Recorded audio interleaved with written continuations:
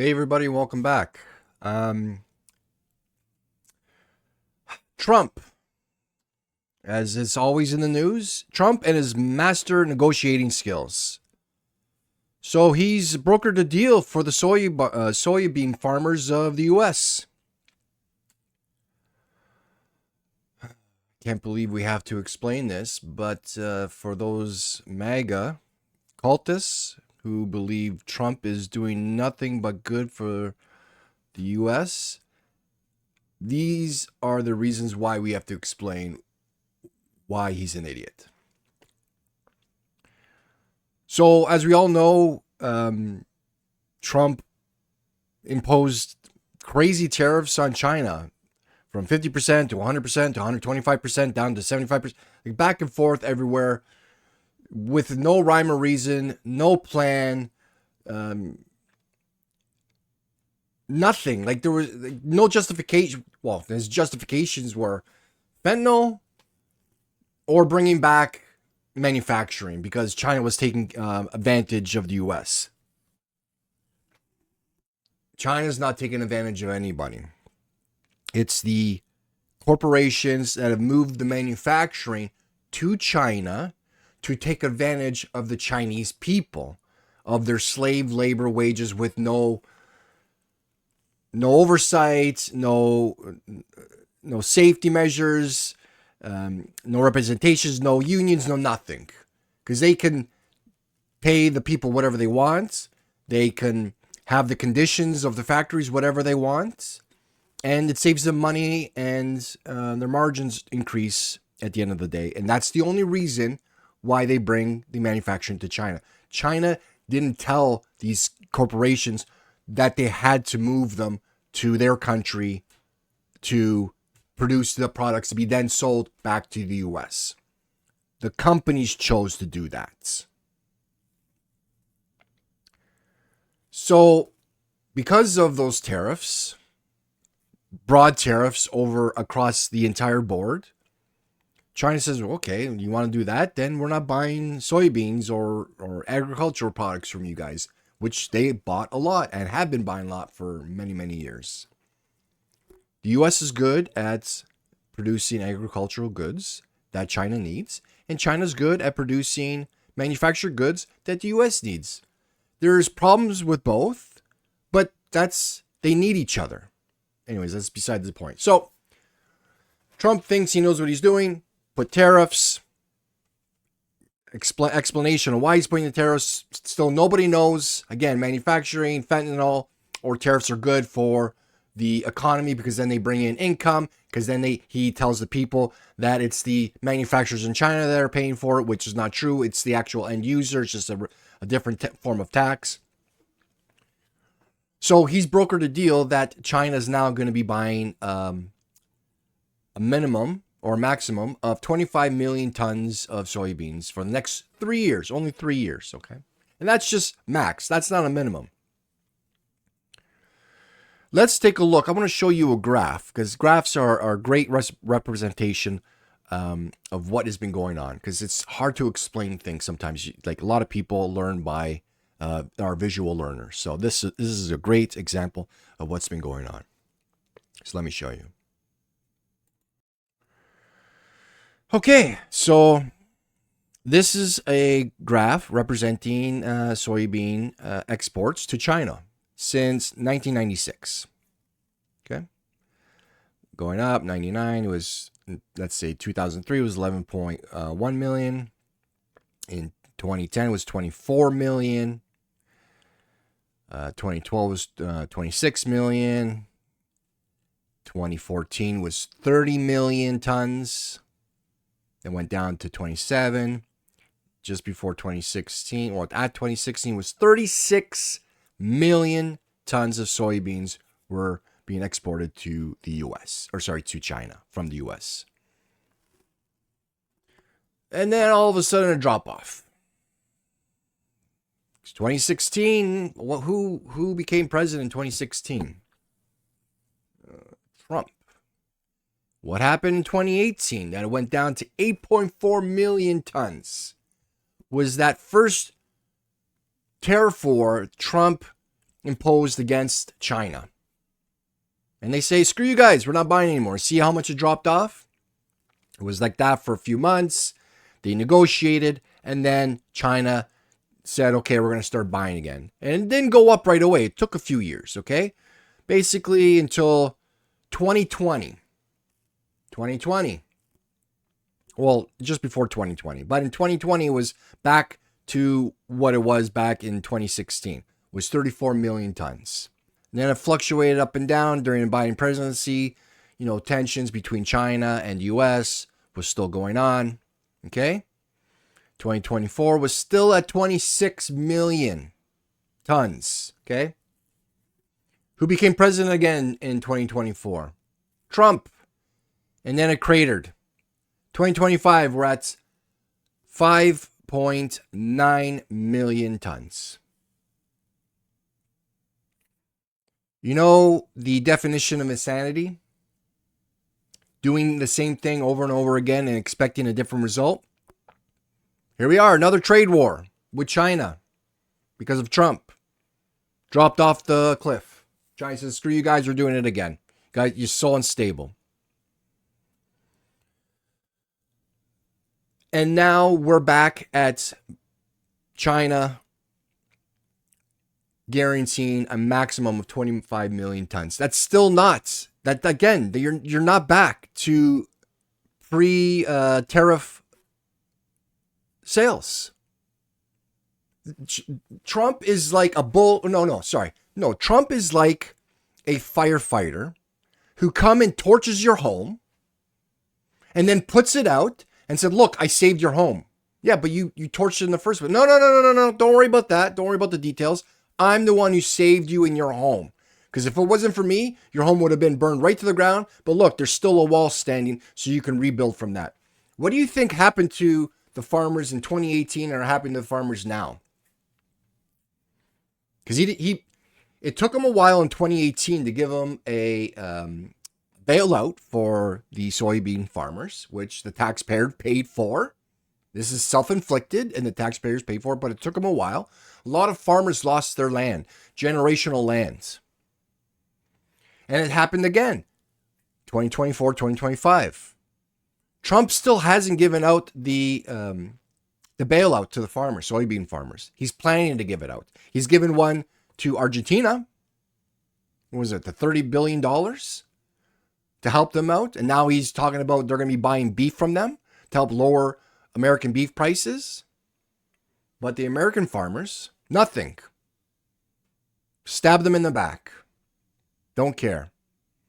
Guys are as like in a war, cannon fodder. You're just, consequences of a bigger battle he's trying to win.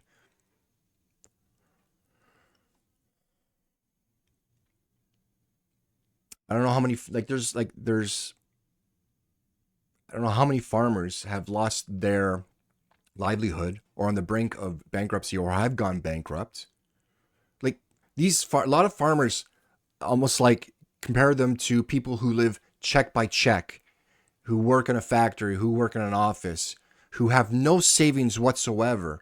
And if for any reason somebody gets laid off, they're in trouble. They don't even have enough for an emergency. It's the same thing with a lot of farmers. Family farms. I'm not talking about industrial farms. I'm talking or the corporate owned farms. I'm talking about family owned farms. A bad year, a bad crop, a trade war will lose everything, and a lot of them have. But Trump, let's say Trump actually had an idea. He should have already had money set aside because, again, history, not even too long ago. You know exactly what China was going to do when you start implementing these tariffs. Money should have already been there. As soon as it dropped off the cliff, the production or the exporting, Trump says, don't worry, buddy. Here, I'm buying. Whatever you have, I'm buying. And we're going to store it so that when China comes back to the table and they start buying from us, at least we have the soybeans and we can sell it to them because we'll get the money back so the taxpayer is not fitting the bill. Or we'll find other buyers and we'll eventually sell it. But at least I can pay for what the farmers have produced. They'll get their money. They won't be out. They won't lose their farm, their family, or anything like that. That's what a true businessman would have done. Farmers are still waiting for a package. I want to show you another graph. So this graph here with the, who is it? The American Soybean Association. So directly from the industry. Okay. See this? Between Brazil and the U.S. Back in 95, U.S. was selling the majority of what China was buying was mostly coming from the U.S. And then as time went on, Brazil surpassed the U.S. and surpassed the U.S. Supplying majority of the percentage of what China was buying. 2018, as we can see, U.S. trade war with China in 2018, 2019. Brazil was now the majority supplier of China for their soybean requirements. And they basically swapped places. And this is what they were saying back in 2018. Once an agreement was reached with the U.S. and China again, China wasn't going to just stop with Brazil because they saw the U.S. as unstable. They continued to buy from Brazil because China are long-term thinkers. They're chess players. Trump is not even checkers. I don't even think he knows how to play tic-tac-toe, to be honest. So after the deal, the export to China increased a little bit and Brazil decreased a little bit. Okay, then of course during Biden was a little bit fluctuation. And then of course when Trump came back in, it decreased again. Insanity. Like I said, doing the same thing over and over again and expecting a different results. So whatever this agreement that Trump is going to tout, let me tell you, because it's like a playbook with Trump, destroy everything, kind of fix it, and come back as, look what I did. I saved everybody. I did a great deal. Fentanyl's not going to stop. Manufacturing's not coming back. There's still going to be tariffs on a lot of products coming from China, and not enough to justify these corporations to move the manufacturing back to the U.S. Even if it's just a portion or a part of a part to manufacture. Say I'm making an electric drill. I'm going to do final assembly in the U.S. just to appease Trump. But all the parts and guts are mostly coming from the U.S. That drill is still going to be increased, that cost, because of the tariffs. So Trump hasn't won anything. And do you think Trump really honestly gives a crap about the rural farmers? This is more for his hardcore base in the cities. Sorry, guys, you rural farmers, you're a small minority in terms of voting base. In his mind, he's done you guys a favor. He negotiated something that's great for you, even though the numbers and the graphs don't show it. And a lot of farmers understand this. But his hardcore MAGA base that are not in farming or agriculture will think Trump has now saved the U.S. That's why he's still going to have like a 30% approval rating or 33%, whatever it is at now. He's always going to have that base until, I don't know what's going to change the minds of that hardcore group. They're a cult. They would drink the Kool-Aid and lay down and perish with Trump if he told them to. So I don't know how this is going to change in terms of that voting group. Basically, they're going down with the ship. There's nothing you can do to convince them unless, I don't know, like something really dramatically has to happen to them that they can't turn a blind eye to. But I don't know what, because there's so much out there already. going down with the ship. That's basically what it is. They're going down with the ship, and a lot of other people are being hurt. Example: agricultural industry, manufacturing, everyday people on SNAP, Medicaids, losing their Medicaid, their life health insurance is going up because of the ACA being gutted. Cost of things are going up. This is like, I guess there's a new definition of winning. Redefined it. This is what winning looks like for you guys. I just I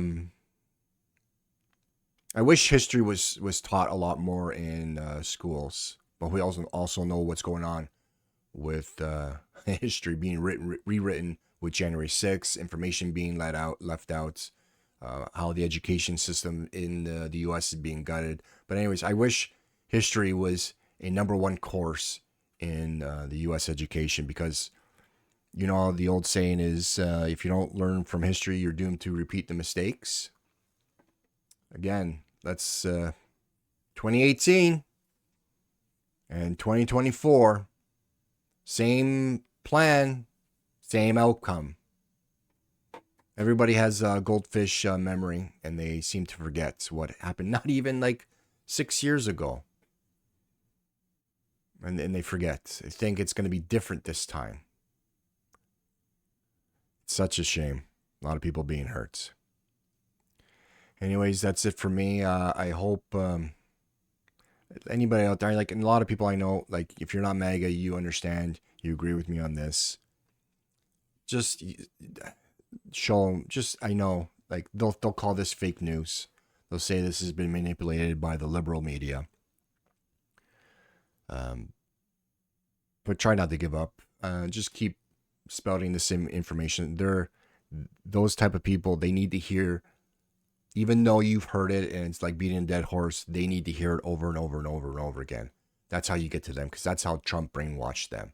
So that's what we need to do to them. Just keep showing them the farmers that are saying this is a bad deal, we got screwed.